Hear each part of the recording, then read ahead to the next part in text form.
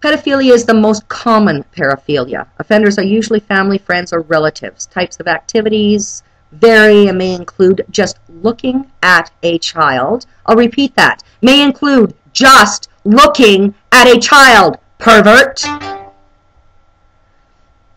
Undressing and touching a child. However, acts often do involve oral sex or touching of genitals of the child or offender. Studies suggest that children who feel uncared for or lonely may be at higher risk. So that all you parents, all of you teachers, all of you support adults, all of you older teens, try and be nice to a kid. Try and give them support. Because the more support you give them, the less likely they're going to go out and find pieces of crap, pedophiles, to give them that support. No, Mr. Hockey Coach, that doesn't mean start groping and hugging the boys to make them feel like you're Mr. Special. That means mom, big brother, big sister, grandma, auntie, cousins. Start showing care and affection. It is the easiest way to save these kids. Let them know that you're there for them. So when one of these pedophile freaks comes up, you can help them out of that situation. Recurrent intense sexual fantasies. Fantasies. This is the definition of pedophile. You don't have to rape the child to be a pedophile. Are you sexually fantasizing about having any kind of sexual relationship in any way, no matter how minute, with a person under the legal age of consent? If the answer is yes to that, you're a pedophile. Some evidence that pedophilia may run in families, though it is unclear whether this stems from genetics or learned behavior. I believe that it's mostly learned behavior, and that would kind of support what the pedophiles say by, well, if we just tell the kids it's okay to molest them, they won't know there's anything wrong with it, which would then have those kids turning around and start molesting and raping other young kids, right? Bad idea, assholes. Ooh, okay, I'm getting really angry here. But the moronity of some of my fellow YouTubers that have constantly come at me telling me I don't know what a pedophile is. I know what a pedophile is, and I know what a child molester is. Pray you never do. Research suggests that cognitive behavioral models are effective in treating paraphiliacs. Aversive conditioning involves using negative stimuli to reduce or eliminate a behavior. Ooh, I'm liking this. Let's hook them up to a nice car battery, one on each little ball, and every time you get a fantasy going, we'll just zap you up. This I like.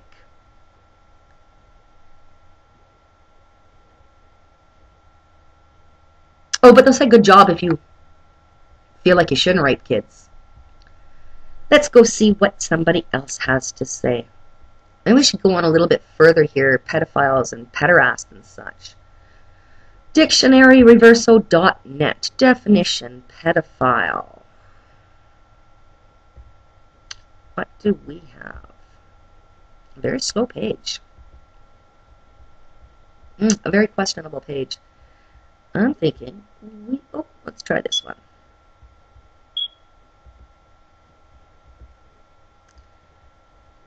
Nah, that's pretty much useless. Where there's one, there's a million more, right? Ooh, okay. Someone should have a clue what they're talking about. The Mayo Clinic.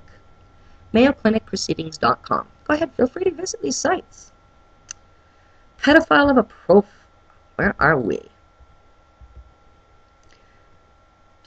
Pedophiles. What is pedophilia? Clinical diagnosis, usually made by a psychiatrist or a psychologist.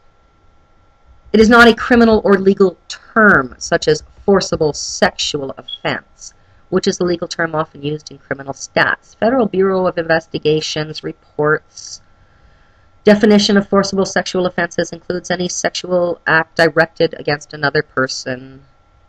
Yeah, well, here we are, more about the adult issues, aren't we? Let's move down.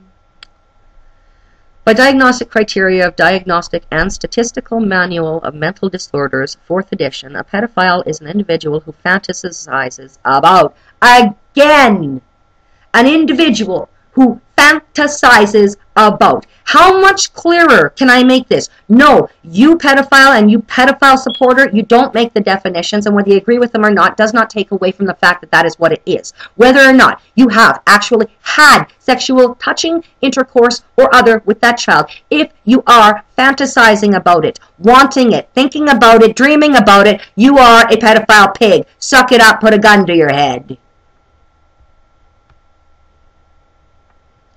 Pedophile is an individual who fantasizes about, is sexually aroused by, or experiences sexual urges toward prepubescent children, generally 13 years, for a period of at least 6 months.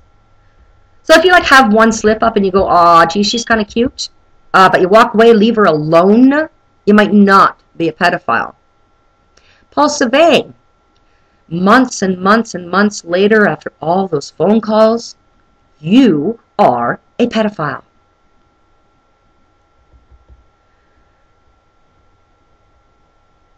Generally, the individual, the pedophile, must be at least 16 years of age and at least 5 years older than the juvenile of interest to meet the criteria for pedophilia. Now, all those people who say, "Oh, geez, because some 17-year-old kid's having sex with a 9-year-old, well, that would make them a pedophile." Yeah.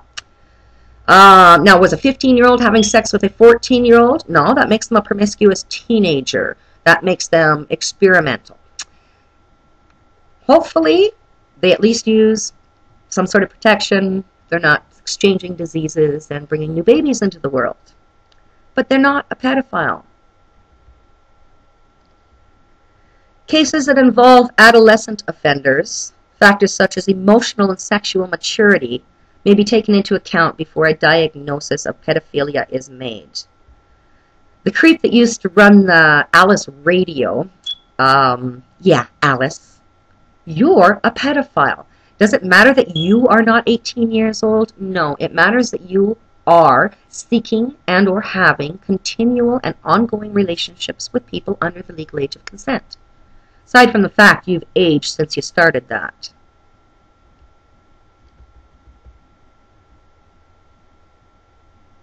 Pedophiles usually report their attraction begins around the time of their puberty or adolescence, but this sexual attraction to children can also develop later in life.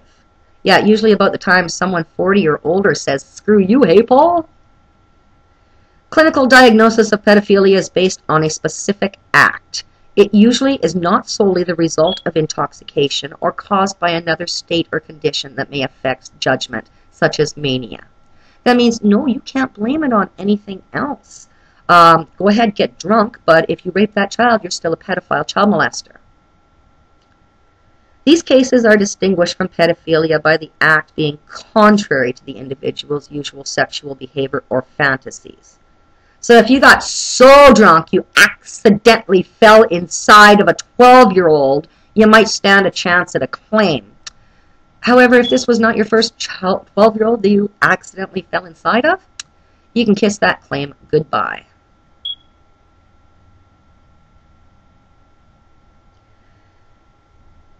Oh, let's try somebody else. You know, because I mean, I would assume that most of you have got the hint by now that you do not actually have to rape a child in order to be a pedophile. That is an extreme level, and that takes you into the child molesting, sexual assault, rapist parts. Oh, should we discuss pederasty here? Maybe I'm not finding it yet. We'll have to just look that up. Anyways, I'll just give you a quick definition. Pederasty is a subsection of a paraphilia. Pederasty is the fantasy of anal sex, usually restricted to men who are participating in this sexual activity with underage boys. Not exclusive, but usually. Exposing oneself. Flashers. Again, paraphiles.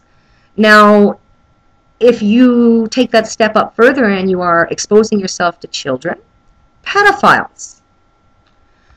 Sex with animals makes you part of the category bestiality. You bring that chicken to bed while you're molesting a child, aside from being someone who really, really should be drowned slowly, you're a pedophile. You are a paraphile. You are a sicko piece of dirt garbage. This should be ended. I know I am not going to encourage vigilante justice. I didn't have the courage to kill the piece of crap pedophiles in my world. Although I do believe that had I, there would have been a lot less damage to other people.